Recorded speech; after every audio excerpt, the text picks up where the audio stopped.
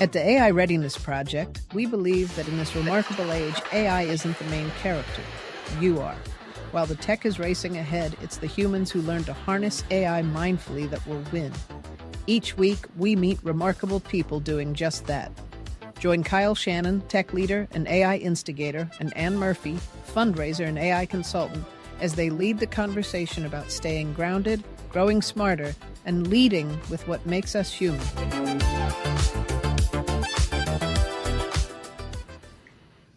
I am ready to instigate.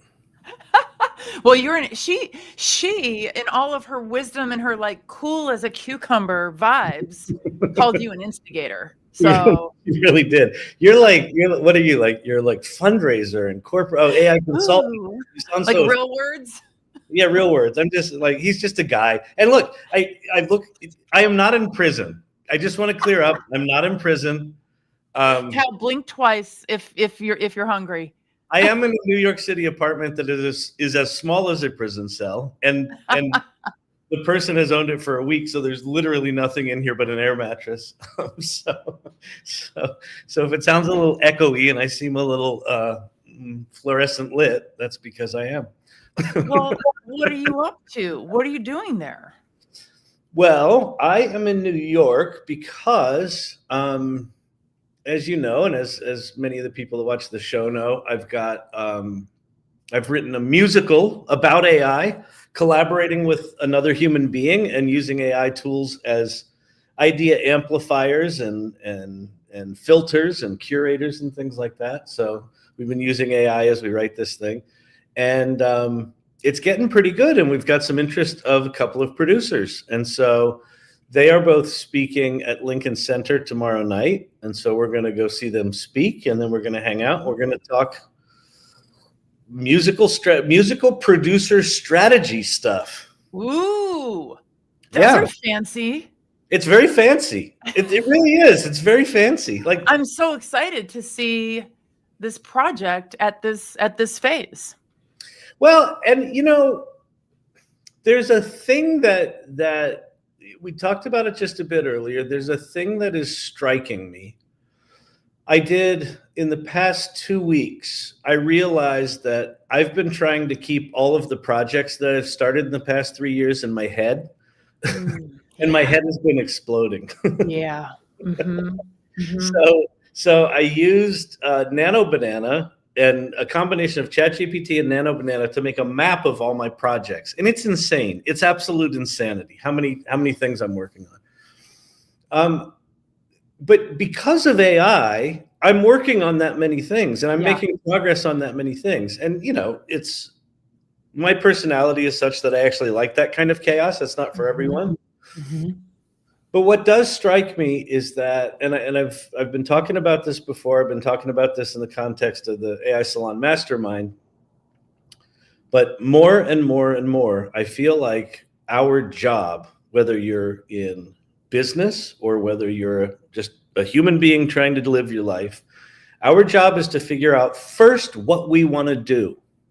Like, who are we?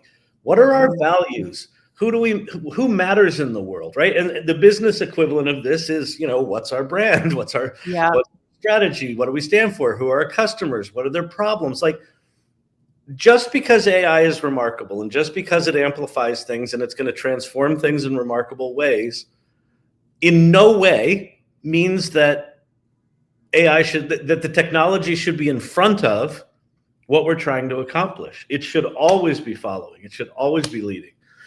And so to the extent that whether you're a company or an executive or an individual, to the extent you can get clear on who you are, what you value, and the change you want to make in the world, whether that's small or big or incremental or dramatic, do that first. And if you're clear on that, then what that does, what I've experienced is it paints a roadmap for which kind of AI tools you need to go explore. Yeah. Because right now there's so many of them that I think it's completely overwhelming. So that's where my head's been. What are you seeing, Ann, as you're talking to your clients and you know, seeing in your community? What are you seeing in that crazy world out there? So it's interesting, again, how you and I sometimes I feel like we do a good job of like not like I have to be careful not to absorb your ideas because they come right into my brain. And we've got a few examples of things where I'm like, oh, you told me that. And you're like, no, you told me that. You invented that. No, you invented that. So I have to be careful, but then I'll like pop up and I'll realize you and I are kind of on the same trajectory with something. Yeah. And this is another example of that. So I've been looking back at where everything started for me with our with our company here, our like me and Donnie company, as well as in She Leads AI, and thinking about how in 23, I was very focused on individual AI adoption, what the cycle was for one human being, what that looked like. And then I kind of assumed that a certain like adoption rate would ensue, would magically occur, and that then people would start grappling with the more enterprise level or community level things, the more systemic things, kind of figured like people collaborating, that kind of thing. People collaborating, people trying to make their AI systems work together, people going, if we're all using this, how can our enterprise be more successful? And I was kind of like, that's the goal. That's the goal, is these enterprise level, like, really elegant systems where, yes, it's human centered, but everything is working together. And that's where we're focused. We're focused in the C-suite. We're focused in, in the big decision makers. Since then, all of us have been kind of bummed, right? Watching the news and the headlines, especially the super clickbaity ones about how no enterprise pilots are working out. But in the meanwhile, I kind of went back to, it's about the individuals. It's about the human beings. That's the one thing we know for sure. The other stuff, it feels way more speculative again. Well, if I look at just my experience in the ad business, having started an agency and dealing with agencies, it was obvious in 1995 that this was going to change everything and agencies had to adopt it. Yeah. 30 years later, my friend Ritesh was still asking me if he could get invited to meetings inside his own company that we were working with, because he was on the digital side and they didn't take it seriously. It is like technology adoption is remarkably slow. Yeah. The other thing that I think that is really important about what you're saying, Anne, is there's something about experiencing what AI makes possible, like the new things it makes possible, that you actually can't explain to someone. You're just like you feel that when you do something with AI that is something that you kind of know intimately well, and it does it really well, or it does it as good or better than you, or even close to what you do, and it kind of takes your breath away. That feeling of understanding what is now possible, I think it's impossible to explain to someone. I think that the only way, so if you've got an executive that is conceptually like, yeah, AI is important. I read all the articles. I read the report. Everything's going to be fantastic here. Let's go do AI. I got $10 million burning a hole in my pocket. Yeah, you all kids go figure that out with your fancy little computers there. That exec, first of all, he's a buffoon. I don't know who he is, but we got to find out his name. But like, he's not going to understand. Like, they're going to go off and do things, and they're going to come up with ideas that are going to challenge the business model, or they're going to completely re-architect how, their division does something. And he's going to be like, wait, I just told you to go use AI. I didn't tell you to reinvent something. So I think individuals having an understanding that this is actually, that something new is possible, that computers didn't really act this way before, that to me, that actually feels like a very personal, individual epiphany. And I think it has to happen, across individuals, across an organization, or I don't think you'll get the adoption. No. So check this out. So Beth Lyons, who's a friend of our communities, and an amazing, phenomenal human being, she and I were talking. She said that one of the things that she has people do in her work in their AI journey is, tell me about that Kevin McAllister moment. Tell me about that. Oh shit. Oh wow. Nothing's ever going to be the same again. And I had no idea. I had no idea. And unpack that moment. And what you learn. That's really smart. Right? So why, for me, was it, you know, a transformative moment for me to have Cassidy explain to me what I think. I gave Cassidy AI all my writing, right? Said, what do I care about? Cassidy found that for me. Like, if you think like the many, many layers, and we have to have people have that experience. But even how you just described it, it's like someone may hear that and just go, but I don't even know what that means. Like to you, it was so crystal clear and profound. For me, it was being able to write a Python application. This was like one of the first things I did with ChatGPT without ever having written a line of Python. Like I wrote a functional Python application without knowing Python. Right. And so I think that that idea of having people describe that specific moment, because then you can ask them, wait, well, why was that profound for you, Anne? What did it do that was different than what you've done before? And that I think gives permission for people to look at it through a slightly different lens, right? And to push it in certain ways. And sometimes those epiphanies are, you push it to do things you know and understand. Sometimes those epiphanies are way outside of your expertise, but you do something that you thought you couldn't ever do. Yes. And now you can. Yeah. Right? Yeah. Yep. Yeah. Fascinating. Doing stuff that you never thought you can. If there isn't a better source of dopamine than that, to be able to do stuff that we never thought we can. What is Gareth saying? I built Jarvis on my computer without writing a single line of code, lol, and did it in a couple of hours. Yeah. My very first experience with ChatGPT, like the first chat session, the first phrase that popped in my mind, I was 3 prompts in. The first phrase that popped in my mind was, the Turing test is dead. Uh-huh. And then I thought, that's weird. Like, are we really living in, did we really just pass that, was what popped in my head. And then I thought, oh, you know what would be cool? It would be cool for me to try to chat with this thing in such a way to get it to act like one of those bots in a sci-fi movie I've seen. So kind of like Jarvis, right?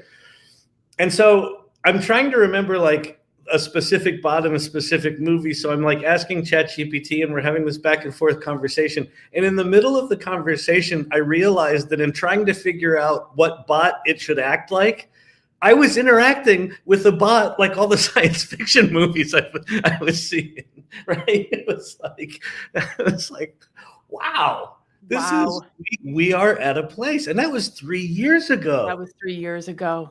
So here's another thing that's been striking me. The gap. So 3 years ago, when we would show people that were new to AI, here's what AI can do, their jaws would hit the floor and they would be appropriately shocked and awed, right. depending on what we showed them and how far we wanted to push them off the cliff. The gap now between, if you have not paid attention to AI at all for 3 years, the distance now between what is possible today and what was possible 3 years ago is so dramatic. I can't even imagine the level of overwhelm people are going to feel once they understand all of the things you can do. Yeah, because it was very limited back in the day. It was really just text. It was a little bit of math. Math wasn't so good. Writing wasn't so good. Images were janky. Video was essentially non-existent. It was just like completely unusable, right? Yeah. A little bit of audio, a little bit of synthesis, but not much. And now, you got the Coca-Cola commercial that's all AI, and sure, that was done by video professionals, but it was done with AI, and the things that are possible now are just crazy. And you're using Manus a lot. You said you were using Manus, like that agentic stuff. The agentic stuff like Manus, those tools right now they're fine, but they're crappy, but they're gonna be good soon, right? They're probably gonna be good in 2026. Yeah.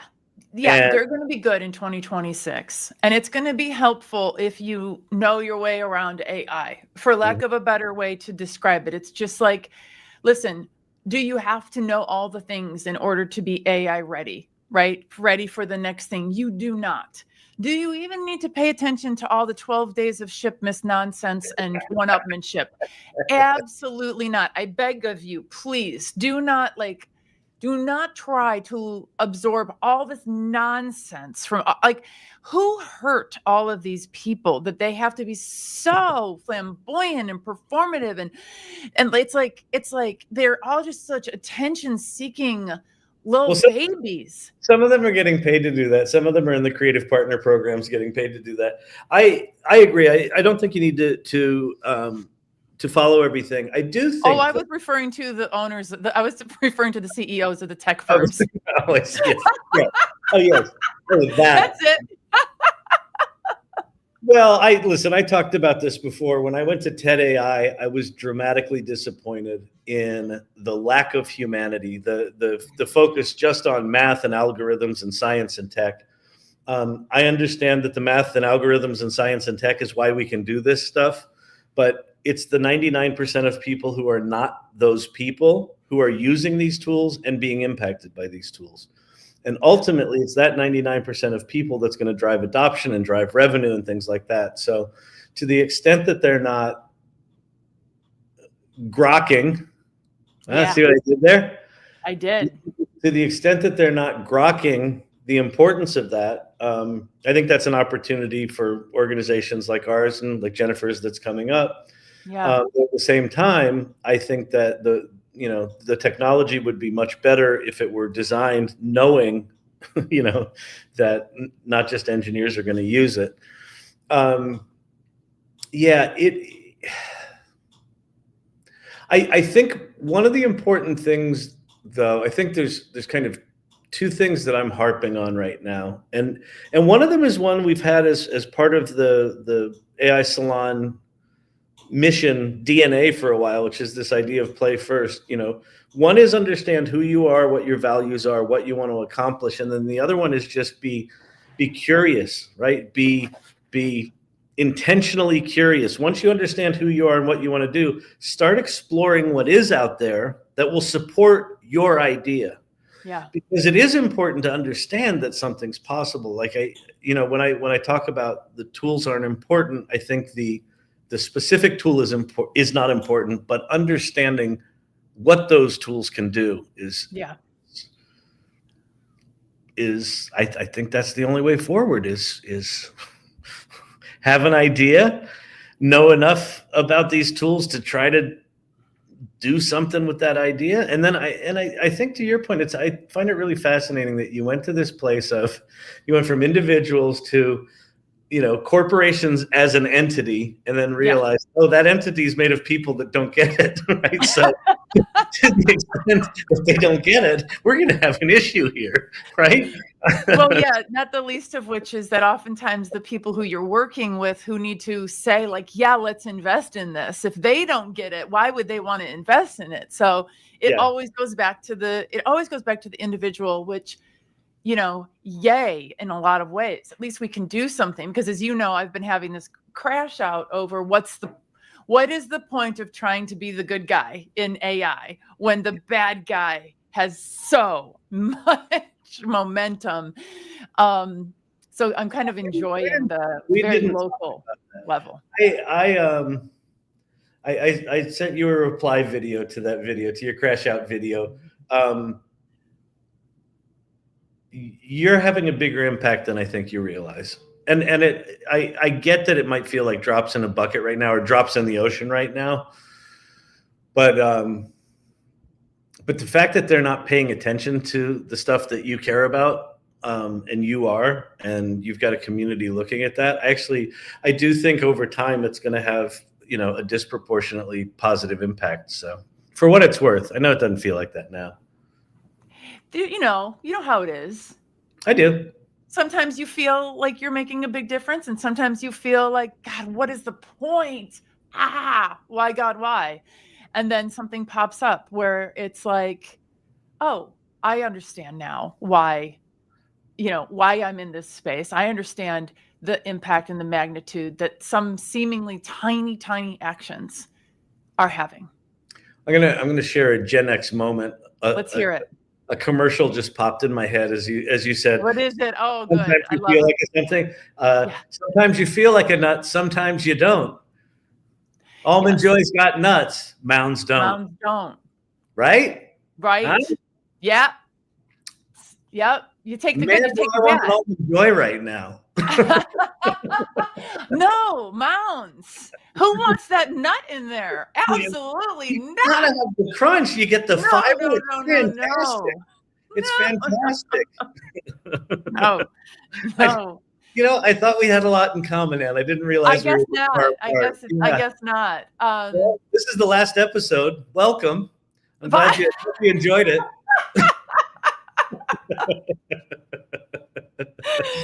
Jennie didn't know that she was our grand finale. Jennie exactly.